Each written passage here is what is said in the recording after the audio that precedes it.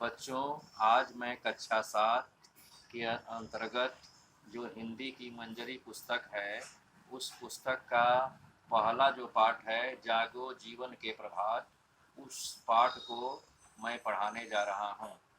पहले मैं काव्य को पढ़ूँगा, उसके बाद जो है शब्दार्थ बताऊँगा, अंत में संदर्भ प्रसंग के साथ व्याख्या भी बताऊँगा।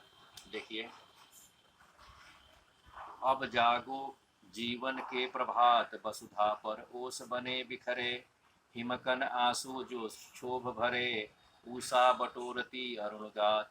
अब जागो जीवन के प्रभात, तम नयनों की ताराएं सब मूज रही किरण दल में है अब, चल रही सुखद यह मलयवात। अब जागो जीवन के प्रभात, रजनी की लाज समेटो तो, कलरव से उठकर भेटो तो, अरुणाचल में चल रही बात। अब जागो जीवन के प्रभात। ठीक ना। आप लोगों को ये बता दें कि यह जो है आपका पहला पाठ जागो जीवन के प्रभात है, वह जो है उस काव्य को जयशंकर प्रसाद ने लिखा है, जो छायावाद के प्रमुख कवि रहे हैं। अब आप लोग शब्दार्थ देखिए।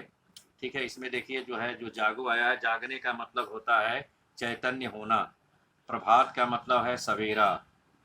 वसुधा मने पृथ्वी, बिखरे मने फैले हुए, हिमकन मने बर्फ के टुकड़े, क्षोभ ठीक है दुख के लिए प्रयुक्त हुआ है, उषा मने प्रातः काल, बटोरती मने समेटती या समेटने के अर्थ में आया है, अरुण मने लाल, गात मने शरीर, तम नयनो, इसमें देखिए रूपक अलंकार है, अंधकार रूपी नेत्र। ठीक है, मुद रही, बंद कर रही है, किरण दल, किरण किरण रश्मियों के लिए आता है, सूर्य की किरणों को रश्मि भी कहते हैं। किरण दल अर्थात रश्मियों का समूह। मलयवात, मलयागिरी पर्वत से चलने वाली शीतल हवाएं। रजनी मने रात, कलरव मने पक्षियों की आवाज, अरुणाचल मने पूर्व दिशा में, बात मने चर्चा। अब देखिए, इस पूरे जो है काव्य है, उस काव्य का मैं संदर्भ बता रहा हूँ। संदर्भ देखिए, प्रस्तुत काव्य पंक्तियाँ हमारी पाठ्य पुस्तक मंजरी हिंदी भाग 2 के जागो जीवन के प्रभात नामक पाठ शीर्षक से लिया गया है। इसके रचयिता छायावाद के प्रमुख कवि जयशंकर प्रसाद जी हैं। हाँ, अब आप लोग प्रसंग देखिए।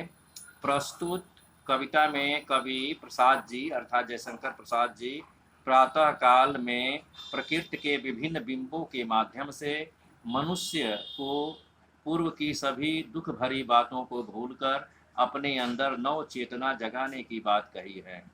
व्याख्या देखिए, कवि प्रसाद जी अर्थात जयशंकर प्रसाद जी प्रकृति का मानवीकरण करते हुए प्रातः काल के समय पूर्व दिशा के साथ साथ इस धरती पर रात्रि के बाद जो भी बदलाव हो रहे हैं, उनसे प्रेरणा लेकर अपने जीवन में नव चेतना जगाने की बात कही है।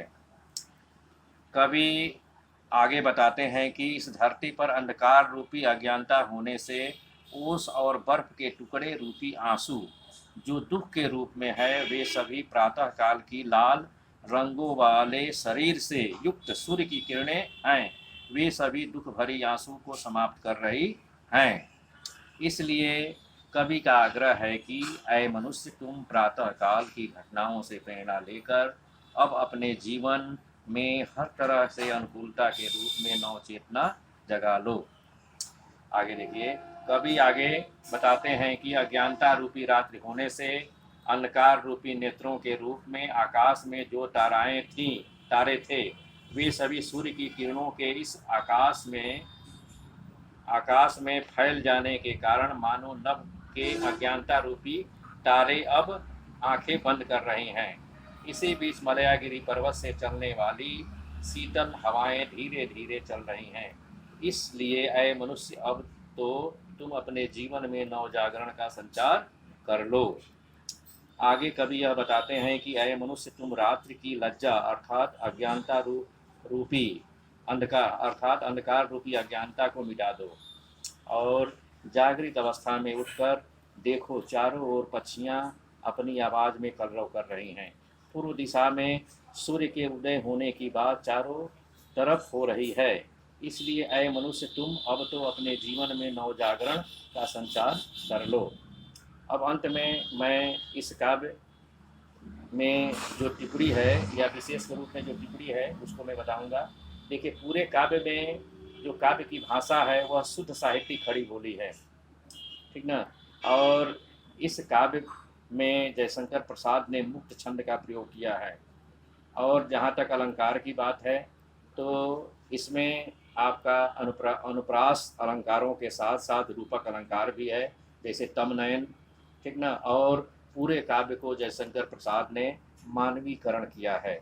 मैं मानवीकरण के लिए बता दूं आप लोगों को कि जिस जिस प्रकार से मनुष्य सोचता विचारता सुख दुख का अनुभव करता है, कार्य करता है, वैसे ही प्रकृति के सोचने विचारने का आरोप प्रकृति की घटनाओं में, प्रकृति की वस्तुओं में लगा दिया जाता है, तो वहाँ पर मानवीकरण अलंकार होता है, ठीक ना। और यहीं पर यह जो है वीडियो समाप्त होता है। अब हम नेक्स्ट वीडियो में आप लोगों से मिलेंगे।